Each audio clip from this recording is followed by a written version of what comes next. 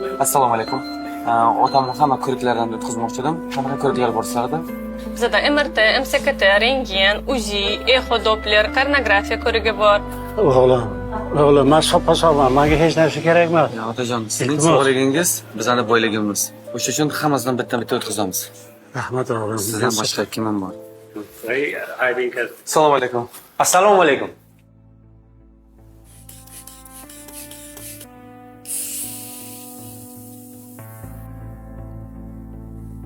Yo'shini yashab, oshini o'shab bo'ldi, to'g'rimi? Boboni azobga qo'ymaymizmi demoqchiman. Yana pul xarajat qilish kerak. Tinchlikmi, doktor?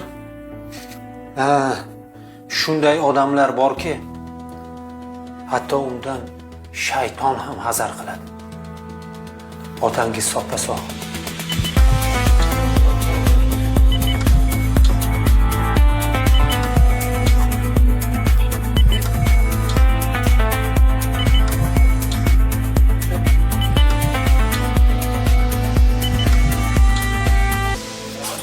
Shahramjon, yaxshimisiz? Rahmat. Qanday bo'ldi operatsiya? Bobo operatsiyadan yaxshi chiqdi. Xudoga shukr. Sizday odamlar ilohim ko'paysin, Shahramjon. Amin. Doktor, bu qilgan ehsonimizni faqat hech kim bilmasin. Albatta, Shahramjon. Salomat bo'ling. Albatta. Sog' bo'ling. O'g'illarga nima deb qo'yay? Ular bilan vaqt kelganda o'zim gaplashaman. Shunday insonlarning borligi uchun dunyo turibdi.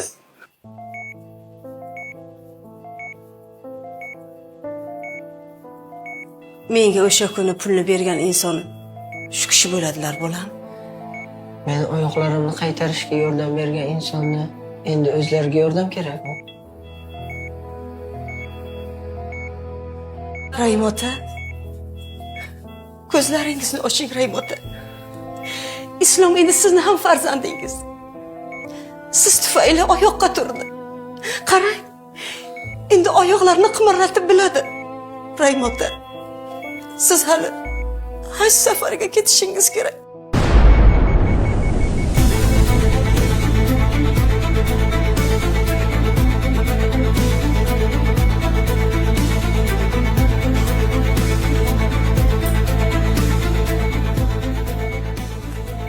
Xudoga shukr. Hammasi biz kutgandek a'lo darajada. Qabristonga nima gap bor sizga? Qabristonga cho'qilib ketadi bu odam. Uyginaga tinchgina o'tiring, siz tufayli muammodan boshim chiqmaydi. Muammodan boshim. Onamni oldiga boraydi. Tinchgina uyga borib